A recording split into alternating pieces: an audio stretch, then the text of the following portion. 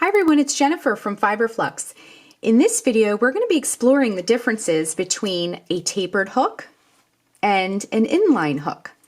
Often when we learn to crochet, we learn with one style hook and then maybe later we'll try other styles. I actually learned on a tapered hook first and then later purchased an inline hook because I was curious about the difference.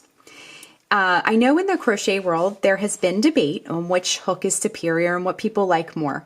I believe that the best hook for you is the one you like best. So regardless of what other people are using, I think that if you like a certain hook, then that is your hook.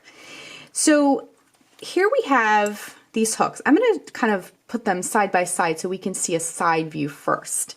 Now if you look at these, you may already be noticing some differences.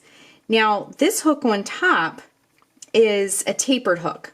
It has a cylindrical body, and then it transitions into this smooth kind of cone-like throat. You'll notice too, when we hold it next to the inline hook, that it's a little less deep and has a little bit less of an overhang as than the other hook here on the bottom. So I also wanted to point out that when we hold them side by side, if you see where it kind of pinches in here, that's the thumb rest. So if we turn it this way, that's where the thumb rest is going to be. For these particular hooks that I have, the thumb rest of my tapered hook is a little bit farther down, and this one is a little bit farther up. Okay, let's look at the inline style hook. Now the inline style, again, I guess it's easier to hold these side by side like this. The inline style, to me, it has a more geometric appearance. It almost looks like someone had a cylinder and sort of carved it out with a knife. It's very, has very strong edges, where this one, hence the name, is tapered. So this inline hook here, you can see if we turn it this way, that the throat of the hook is almost a flat plane, where if we hold this here, it transitions more smoothly. The hook itself, if we look at the top hook, again, is the tapered. If we look at this bottom inline hook, we can see, compared to the other one, that the hook comes in much farther. It's much deeper than the top hook. And the tops of the hooks, if we look at the tops here, now you may not be able to see this here, but if you were to touch the tops of these hooks, the inline hook is definitely pointier on top. So some people like that because you can kind of get into the stitches a little bit with the pointier top.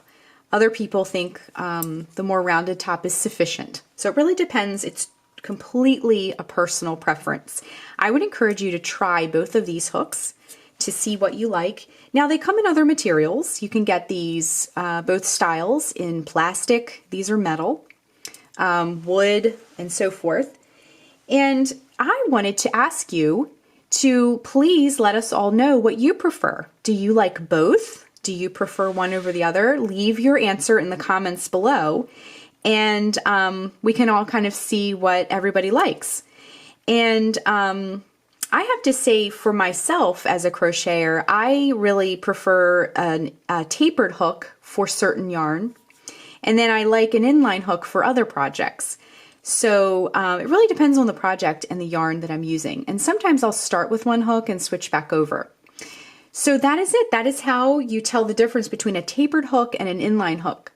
And if you haven't used one of these, if you've only used one and not the other, I would encourage you to go grab one at your craft store and do a little bit of experimentation. So that's it. Be sure to comment below with what you like to use. And again, thanks so much for watching, and be sure and click the subscribe button to get all the latest Fiberflux video updates. Thanks again.